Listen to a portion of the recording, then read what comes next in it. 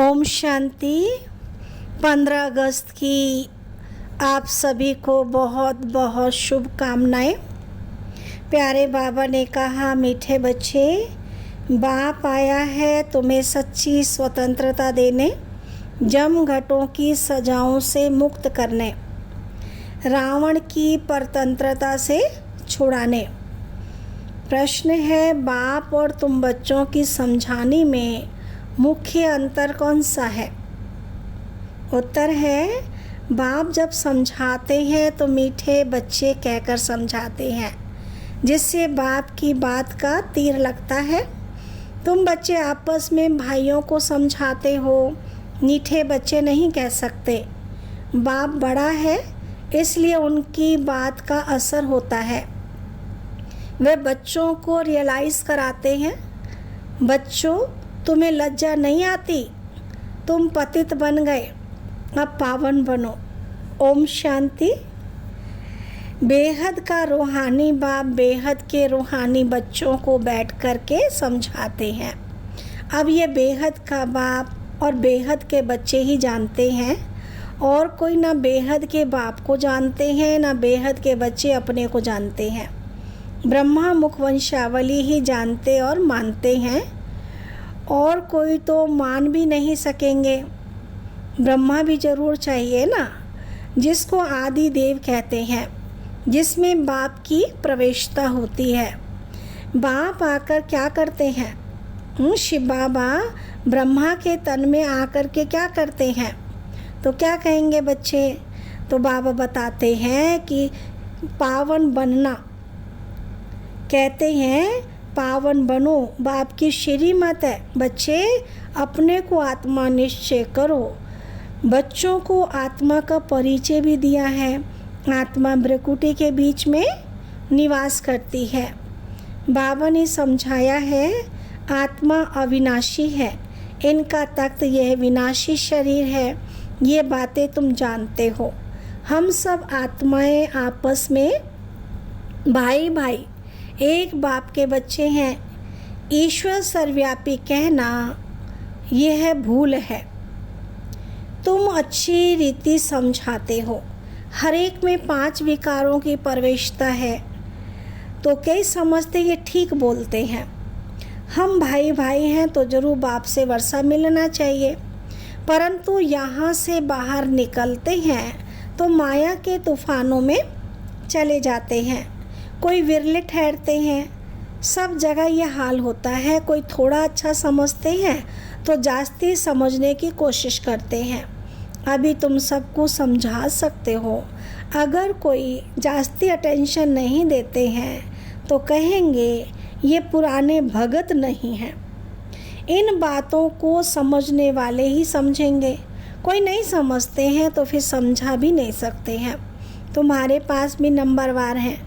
कोई अच्छा आदमी होता है तो उनको समझाने के लिए ऐसे अच्छे को भेजा जाता है, शायद कुछ समझ जाए।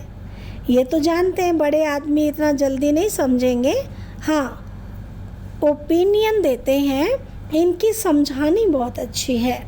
बाप का परिचय भी पूरा देते, परंतु खुद को फुर्सत ही कहाँ है, कह देते हैं।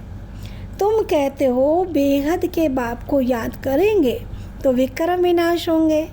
अभी तुम समझते हो बाप डायरेक्ट हम आत्माओं से बात करते हैं। डायरेक्ट सुनने से तीर अच्छा लगता है। वह बी के द्वारा सुनते हैं। यहाँ परम पिता परमात्मा द्वारा डायरेक्ट समझाते हैं। हे बच्चों, तुम बाप का कहना नहीं मानते हो। तुम सब तो कोई को ऐसे नहीं कह सकेंगे ना। वहाँ तो बाप नहीं है, यहाँ बाप बैठे हैं। बाप बात करते हैं। बच्चे तुम बाप की भी नहीं मानेंगे। अज्ञान काल में भी बाप की समझानी और भाई की समझानी में फ़र्क पड़ता है। भाई का इतना असर नहीं पड़ेगा जितना बाप का असर पड़ेगा। बाप फिर भी बड़ा हुआ ना तो डर रहेगा। तुमको भी बाप समझाते हैं, मुझ अपने बाप को याद करो। तुमको शर्म नहीं आती? तुम घड़ी घड़ी मुझे भूल जाते हो। बाबा अपने लिए कह दे तुम बच्चे कैसे हो, अपने बाप को ही भूल जाते हो घड़ी घड़ी। बाप डायरेक्ट कहते हैं तो वह असर जल्दी पड़ता है। अरे बाप का कहना नहीं मानते हो। बेहद का बाप कहते हैं ये जन्म निर्विकारी बनो। जो ये लास्ट जन्म है हमारा, अंतिम जन्म है, इस जन्म में क्या बनो, निर्विकारी। तो 21 जन्म निर्विकारी बन पवित्र दुनिया का मालिक बनेंगे, ये नहीं मानते। बाप के कहने का तीर कड़ा लगता है, फ़र्क तो रहता है ना। ऐसे भी नहीं कि सदैव नए नए से बाबा मिलते रहेंगे। उल्टे सुल्टे प्रश्न करते हैं, बुद्धि में नहीं बैठता, क्योंकि ये है बिल्कुल नई बात। गीता में श्री कृष्ण का नाम लिख दिया है, वह तो हो नहीं सकता ना। अभी ड्रामानुसार तुम्हारी बुद्धि में बैठा है। तुम बच्चे भागते हो हम बाबा के पास जाएं, डायरेक्ट मुरली सुने। वहाँ तो भाइयों द्वारा सुनते थे, अब बाबा से सुने। बाप का असर होता है। बच्चे बच्चे कहकर बात करते हैं। बच्चे तुम्हें लज्जा नहीं आती? बाप को याद नहीं करते हो? बाप के साथ तुम्हारा प्यार नहीं है? कितना याद करते हो?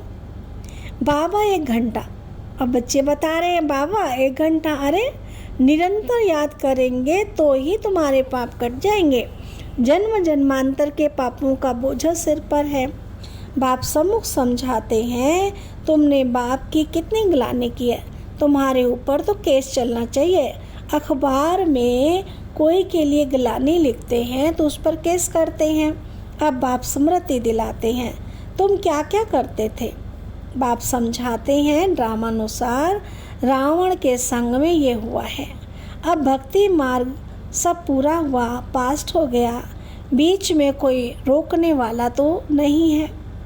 दिन प्रतिदिन उतरते उतरते तमो प्रधान बुद्धू हो जाते हैं। जिसकी पूजा करते हैं उनको ठिक्कर बिक्कर में कह देते हैं। इसको कहा जाता है बेहद की बेसमझी। बेहद के बच्चों की बेहद की बेसमझी। एक तरफ शिव बाबा की पूजा करते हैं और दूसरी तरफ उस बाप को ही सर्वव्यापी कहते रहते हैं। अभी तुमको स्मृति आई है, इतनी बेसमझी की जो बाप की गिलानी कर दी। अब तुम बच्चों ने समझा है ना, तो अब पुरुषार्थ कर रहे हो बेगर टू प्रिंस बनने का। श्री कृष्ण सतयुग का प्रिंस है। उनके लिए फिर कहते हैं 16,108 रानियाँ थी, बच्चे थे। अभी तुमको तो लज्जा आएगी ना, कोई पाप करते हैं तो भगवान के आगे कान पकड़कर कहते हैं, हे भगवान बड़ी भूल हुई, रहम करो, क्षमा करो। तुमने कितनी बड़ी भूल की है। बाप समझाते हैं, ड्रामा में ऐसा है, जब ऐसे बनो तब तो मैं आऊँ। अब बाप कहते हैं, तुमको सब धर्म वालों का कल्याण करना है। बाप जो सबकी सद्गति करते हैं उनके लिए सब धर्म वाले कह देते सर्वव्यापी। ये कहाँ से सीखे? भगवानुवाच, मैं सर्वव्यापी नहीं हूँ, तुम्हारे कारण औरों का भी ऐसा हाल हो गया है। पुकारते हैं पतित पावनव, परंतु समझते नहीं हैं।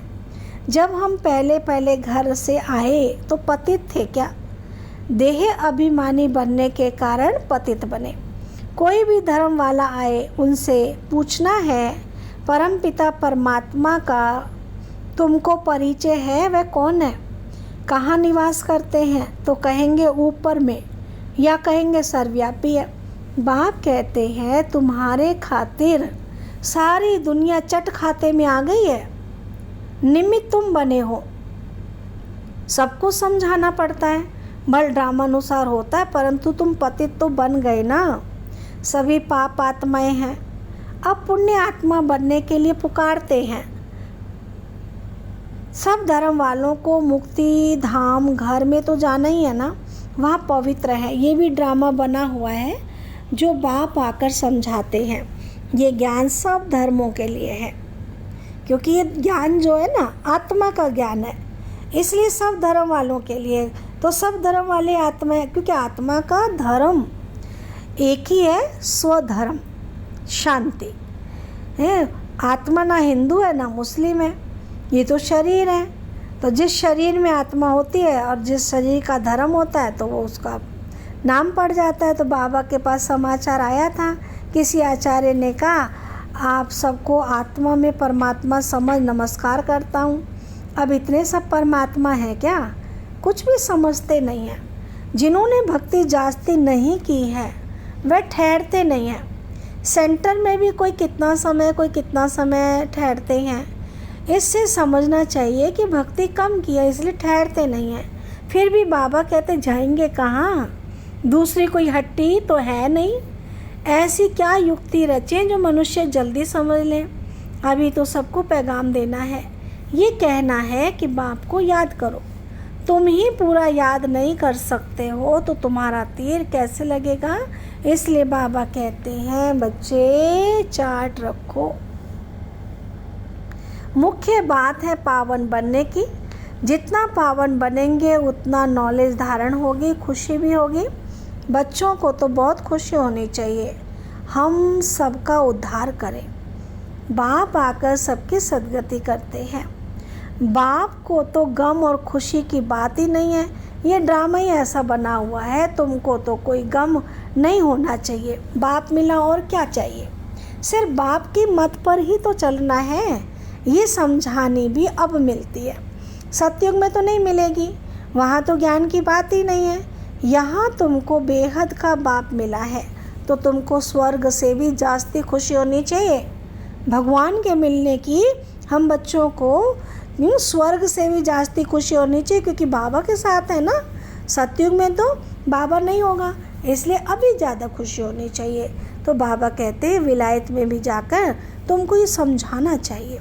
सभी धर्म वालों पर तुमको तरस पड़ता है। सभी कहते हैं हे भगवान रहम करो, ब्लेस करो, दुख से लिबरेट करो, परंतु समझते तो कुछ नहीं है। बाप अनेक प्रकार की युक्तियाँ बताते हैं। सबको ये बतलाना है कि तुम रावण की जेल में पड़े हो। कहते हैं स्वतंत्रता मिले, परंतु वास्तव में स्वतंत्रता कहाँ किसको जाता है ये कोई जानता ही नहीं। रावण की जेल में तो सब फंसे हुए हैं। अभी सच्ची स्वतंत्रता देने के लिए शिव बाबा आए हैं, फिर भी रावण की जेल में परतंत्र होकर पाप करते रहते हैं। सच्ची स्वतंत्रता कौन सी है ये मनुष्यों को बतलाना है। तुम अखबार में भी डाल सकते हो। यहाँ रावण के राज्य में स्वतंत्रता थोड़ी है, बहुत शॉर्ट में लिखना चाहिए। जास्ती तिक तिक कोई समझ ना सके बोलो तुमको स्वतंत्रता है कहाँ। तुम तो रावण की जेल में पड़े हो। तुम्हारा विलायत में आवाज़ होगा तो फिर यहाँ झट समझ जाएंगे। एक दो पर घेराव करते रहते हैं तो ये स्वतंत्रता हुई क्या। सभी विकारों के बंधन में बंधे हुए ये स्वतंत्रता हुई क्या। एक दो पर घेराव करते ये स्वतंत्रता हुई क्या। स्वतंत्रता तो तुमको बाप दे रहे हैं, रावण की जेल से स्वतंत्र कर रहे हैं। तुम जानते हो वहाँ हम बड़े स्वतंत्र, बड़े धनवान होते हैं, किसकी नज़र भी नहीं पड़ती है। पीछे जब कमज़ोर बने तब सबकी नज़र पड़ी तुम्हारे धन पर। मोहम्मद गजनबी ने आकर मंदिर को लूटा तो तुम्हारी स्वतंत्रता पूरी हो गई। रावण के राज्य में परतंत्र बन गए। अभी तुम पुरुषोत्तम संगम युग पर हो, अभी सच्ची स्वतंत्रता को पा रहे हो। वह तो स्वतंत्रता को समझते ही नहीं है, तो ये बात भी युक्ति से समझानी है। जिन्होंने कल पहले स्वतंत्रता पाई है वही मानेंगे। तुम समझाते हो तो कितना आर्ग्यू करते हैं, जैसे बुद्धू टाइम वेस्ट करते हैं, तो दिल नहीं होती है बात करें। तो बाप आकर स्वतंत्रता देते हैं। रावण की परतंत्रता में दुख बहुत है, अपरम्पार दुख है। बाप के राज्य में हम कितना स्वतंत्र होते हैं। स्वतंत्रता उसको कहा जाता है जब हम पवित्र देवता बनते हैं तो रावण राज्य से छूट जाते हैं। सच्ची स्वतंत्रता बाप ही आकर के देते हैं। अभी तो पराये राज्य में सब दुखी हैं। स्वतंत्रता मिलने का ये पुरुषोत्तम संगम युग है। वह तो कहते फॉरेन गवर्नमेंट गई तो हम स्वतंत्र बने। अब तुम जानते हो जब अंग्रेज गए भारत को छोड़ करके तो सबने खुशियाँ मनाई। तब से आज तक स्वतंत्रता दिवस मनाया जाता है। लेकिन वास्तव में पूछो अपने आप से क्या हम स्वतंत्र हैं। अभी तो माया का राज्य है, विकारों का राज्य, विकारों के वश तो सभी है ना। तो जब ये रावण मरेगा ना, 5 विकार खत्म होंगे, तभी स्वतंत्र हो सकते हैं। स्वतंत्रता मिलने का यह पुरुषोत्तम संगम युग है। अब तुम जानते हो, जब तक पावन नहीं बनेंगे तब तक स्वतंत्र नहीं कहेंगे। फिर जम घटों की सजाएं खानी पड़ेंगी, पद भी भ्रष्ट हो जाएगा। बाप आते हैं घर ले जाने, वहाँ सब स्वतंत्र होते हैं। तुम सब धर्म वालों को समझा सकते हो, तुम आत्मा हो, मुक्ति धाम से आए हो पाठ बजाने, सुख धाम से फिर दुख धाम में तमो प्रधान दुनिया में आ गए हो। तो बाप कहते तुम मेरी संतान हो, रावण की थोड़ी हो। मैं तुमको राज्य भाग्य देकर गया था, तुम अपने राज्य में कितने स्वतंत्र थे। अब फिर वहाँ जाने के लिए पावन बनना है। तुम कितने धनवान बनते हो। वहाँ तो पैसे की चिंता नहीं होती है, भले गरीब हो फिर भी पैसे की चिंता नहीं है, सुखी रहते हैं। चिंता यहाँ होती है। बाकी राजधानी में नंबरवार पद होते हैं, सूर्यवंशी राजाओं जैसे सब थोड़ी बनेंगे। तो जितनी मेहनत उतना पद। तुम सब धर्म वालों की सर्विस करने वाले हो, विलायत वालों की को भी समझाना है। तुम सब भाई भाई हो ना, सब शांति धाम में रहते हैं। अब रावण राज्य में हो, अब घर जाने का रास्ता आपको बताते हैं। तो अपने को आत्मा समझ मुझे याद करो। कहते भी हैं भगवान सबको लिबरेट करते हैं, परंतु ये नहीं समझते कि कैसे लिबरेट करते हैं। बच्चे कहाँ मूंझ पड़ते हैं, तो कहेंगे बाबा हमको लिबरेट कर अपने घर ले चलो। जैसे तुम लोग फागी में जंगल में मूंझ जाते थे, रास्ते का मालूम नहीं पड़ता था, फिर लिबरेटर मिला, रास्ता बताया। बेहद के बाप को भी कहते हैं बाबा हमको लिबरेट करो, आप चलो हम भी आपके पीछे चलेंगे। सिवाय बाप के और कोई रास्ता नहीं बता सकते। कितने शास्त्र पढ़ते हैं, तीर्थों पर धक्के खाने जाते हैं, परंतु भगवान को तो जानते ही नहीं। ढूंढेंगे फिर कहाँ से, सर्वव्यापी है फिर मिलेंगे कैसे। कितना अज्ञान अंधेरे में है। सर्व का सद्गति दाता एक शिव बाबा है, वही आकर तुम बच्चों को अज्ञान अंधेरे से निकालते हैं। अच्छा, मीठे मीठे सिकी लदे बच्चों प्रति माता पिता बाप दादा का याद प्यार और गुड मॉर्निंग। रूहानी बाप की रूहानी बच्चों को नमस्ते। हम रूहानी बच्चों की रूहानी बाबा को नमस्ते। धारणा के लिए मुख्य सार है, बाबा ने कहा एक बाप मिला है, इसलिए किसी भी बात का गम चिंता नहीं करनी है। उनकी मत पर चलकर बेहद का समझदार बन खुशी खुशी सबका उद्धार करने के निमित्त बनना है। सेकंड पॉइंट है जम घटों की सजाओं से बचने व सच्ची स्वतंत्रता पाने के लिए पावन जरूर बनना है। नॉलेज सोर्स ऑफ इनकम है, इसे धारण कर धनवान बनना है। वरदान बाबा ने दिया नॉलेज की लाइट माइट से रॉन्ग को राइट में परिवर्तन करने वाले ज्ञानी तू आत्मा भव। डिटेल है, कहा जाता है knowledge is might, knowledge is light. जहाँ लाइट अर्थात रोशनी है कि ये रॉन्ग है, ये राइट है, ये अंधकार है, ये प्रकाश है, ये व्यर्थ है, ये समर्थ है, तो रॉन्ग समझने वाले रॉन्ग कर्मों का संकल्प के वशीभूत हो नहीं सकते। ज्ञानी तो आत्मा अर्थात समझदार ज्ञान स्वरूप कभी ये नहीं कह सकते कि ऐसा होना तो चाहिए, लेकिन उनके पास रॉन्ग को राइट में परिवर्तन करने की शक्ति होती है। स्लोगन है जो सदा शुभ चिंतक और शुभ चिंतन में रहते हैं वे व्यर्थ चिंतन से छूट जाते हैं। ओम शांति, ओम शांति।